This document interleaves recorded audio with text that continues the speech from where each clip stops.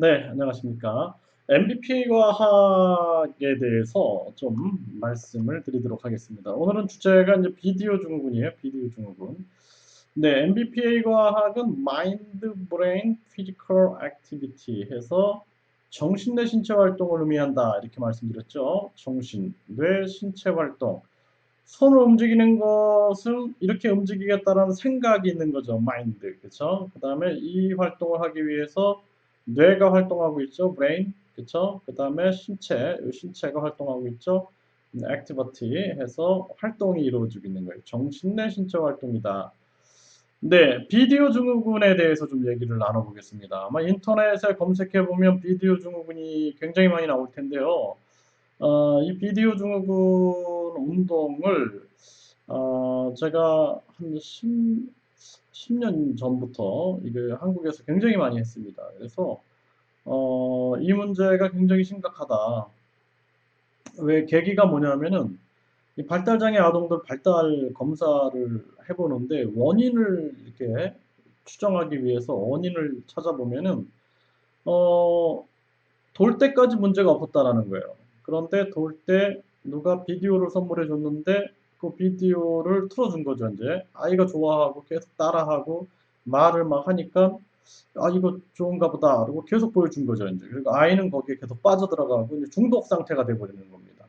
그래서 안 보여주면은 막 울고불고 야단을 하고 머리를 막 박고 피가 나도록 이런 문제점이 이제 생기는 건데요.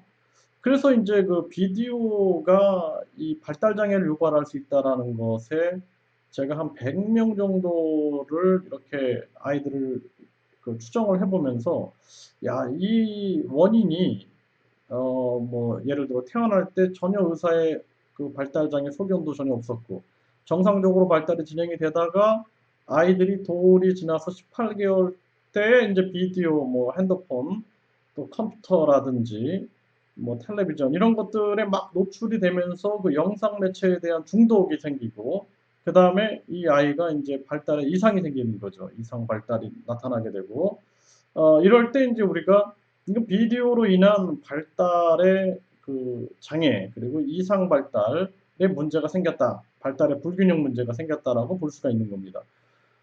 그래서 이것이 이제 발달에 부정적 영향을 미친다라는 거죠. 이거 여러분들이 뭐 네이버 등에서 검색해 보면은 뭐 제가 MBC, KBS, 뭐 SBS 방송에 나가서 이 문제를 굉장히 많이 그 언급했던 부분들을 볼 수가 있을 겁니다. 네, 이 비디오 증후군이 발생됐다 그러면 제일 중요한 건 비디오 먼저 차단을 해야 됩니다. 그 다음에 사람과의 상호작용이 돼야 돼요. 저희 영상 매체는 상호작용이 아니잖아요. 그렇죠? 그래서 인간의 발달의 근본을 해결할 수가 없어요. 사람이 직접 상호작용을 해줘야 됩니다. 그 다음에 사람과의 놀이. 사람과의 놀이는 그 속에 인지정서, 사회성, 언어, 행동이 총체적으로 발달될 수 있는 게 사람과의 놀이입니다. 그래서 비디오 증후군에 문제가 생겼다 그러면은 이게 이제 뭐 영상이 굉장히 많잖아요. 우리 뭐 광고판도 있고 그러다 보니까 아이들이 여기서 벗어나지 못하는 경우가 많기 때문에 아주 마음을 강하게 먹고 뭐 자연 속에 좀 들어가서 사람과의 끊임없는 상호작용을 할 수 있는 시간들을 주는 것이 굉장히 중요합니다. 그래서 MBPA 과학은 이렇게 이제 아동의 발달, 인간의 정신과뇌와 신체를 연구하다 보니까 아동의 발달에 관심을 많이 가질 수밖에 없는 거죠. 그래서 뭐 자폐증, 비디오 증후군, 이런 영상 매체 증후군들, 뭐 발달장애 이런 문제에 대해서 관심이 많고 그리고 어떻게 아이들을 바르게 발달시킬 수 있는 거냐 이런 부분에서 저희들이 유아체육을 굉장히 활성화시키는 노력을 하고 있는 거죠. 네, MBPA 과학 네 정인태였습니다. 여러분들 MBPA 과학에 대해서 좀 한번 공부해 보세요. 그러면은 아주 그 이론이 굉장히 합리적인 이론이다라는 생각을 할 수 있을 겁니다. 네, 안녕히 계십시오. 또 만나 뵙겠습니다.